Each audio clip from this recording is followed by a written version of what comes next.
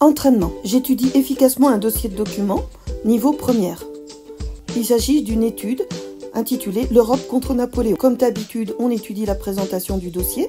Très vite, les nations d'Europe souffrent de l'occupation française. Pillage de l'armée qui vit sur le pays, versement d'un tribut à la France, service militaire obligatoire dans les contrées, parfois lointaines. Un tribut avec un T à la fin, c'est un impôt obligatoire. Les contrées, ce sont des régions. L'occupation est de moins en moins bien supportée après l'échec de la campagne de Russie en 1812. Confronté aux soulèvements nationaux et à l'offensive d'une nouvelle coalition européenne, l'empire napoléonien s'effondre. Problématique, comment expliquer le rapide effondrement de l'empire napoléonien? Question 1, document 3. Quelle évolution Arndt souhaite-t-il pour l'Allemagne? Qu'est-ce qui a réveillé le sentiment national allemand? Donc dans ce document 3, on a un poème qui exprime le point de vue allemand. Il faut certes savoir en regardant les cartes que l'Allemagne telle qu'on la connaît aujourd'hui n'existe pas. Donc l'Allemagne qu'il veut, c'est une Allemagne qui réunit toutes les régions de langue et de culture germanique. La Prusse, la Souabe, les bords du Rhin, ceux de la Baltique. C'est déjà l'annonce de l'unification de l'Allemagne que l'on va voir plus tard. Et qu'est-ce qui réveille ce sentiment national allemand? Eh bien, c'est l'occupation française, où tout Français est l'ennemi. Donc, paradoxalement, c'est l'occupation française qui a permis aux Allemands de se sentir unis par une même culture. Question 2, documents 1 et 2. Quelles sont les motivations de la révolte espagnole? Comment combattre les Espagnols? Le document 1 montre une peinture du très fameux peintre espagnol Francisco Goya, Dos de Mayo. Le 30 avril 1802, Napoléon obtient l'abdication du roi d'Espagne en faveur de son frère Joseph Bonaparte. Le 2 mai, la population de Madrid se soulève contre l'occupation. Elle attaque la cavalerie française. Donc là encore, le sentiment national espagnol se manifeste face aux Français qui occupent le pays. Le document 2 nous montre que la révolte contre les Français n'est pas celle d'une armée officielle, mais d'une population qui mène une guérilla. Question 3, documents 4, 5 et 6. Qu'est-ce qui explique l'échec de l'armée française en Russie? Calculer le nombre de disparus dans la grande armée au total et parmi les Français. Donc on voit sur le document 4 la retraite de Russie. Retraite, c'est-à-dire qu'on va en arrière.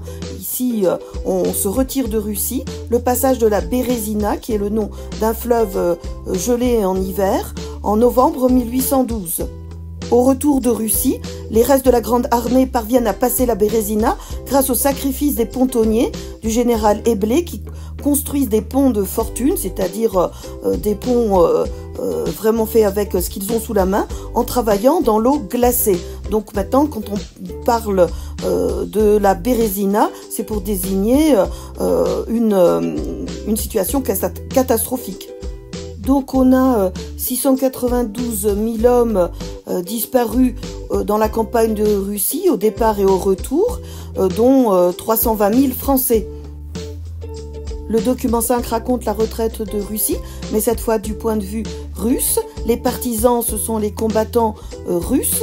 On voit que ces partisans harcèlent véritablement les Français. Ils ne peuvent s'écarter d'un seul pas de la grande route pour aller chercher des vivres, c'est-à-dire de la nourriture ou un abri contre le froid. C'est pour ça que l'on peut dire que c'est le général Hiver qui a vaincu les Français, c'est-à-dire le froid, par une stratégie habile des Russes. Document 4, chronologie et document 6, qu'est-ce qui amène l'empereur à abdiquer en avril 1814? Donc abdiquer, une abdication, cela signifie qu'un roi, un empereur renonce au pouvoir. On voit dans la chronologie qu'après la défaite de Russie, une 6e coalition européenne se forme contre la France. En janvier-mars 1814, les Autrichiens, les Prussiens, les Russes occupent la France.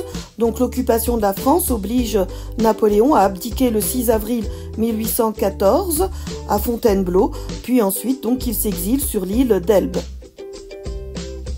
Le document 6 montre que cette défaite n'est pas seulement diplomatique, il y a un bilan catastrophique en termes humains. Napoléon Ier est bel et bien défait. Donc les mots importants à retenir sont aussi bien pour une question problématisée qu'un commentaire de document, le fait qu'il y ait des coalitions européennes contre Napoléon, qu'après 1812 et la retraite de Russie, il y a des défaites militaires, que cela entraîne l'effondrement de l'Empire, l'abdication de l'empereur, que certes il y a la France des 130 départements, mais cela entraîne des soulèvements nationaux contre la France.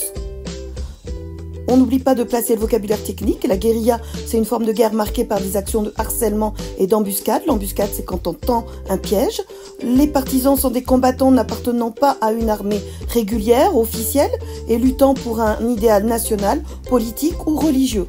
Et le sentiment national, c'est le sentiment d'appartenir à une nation, c'est-à-dire d'être unis par des valeurs communes, par une langue, une culture commune.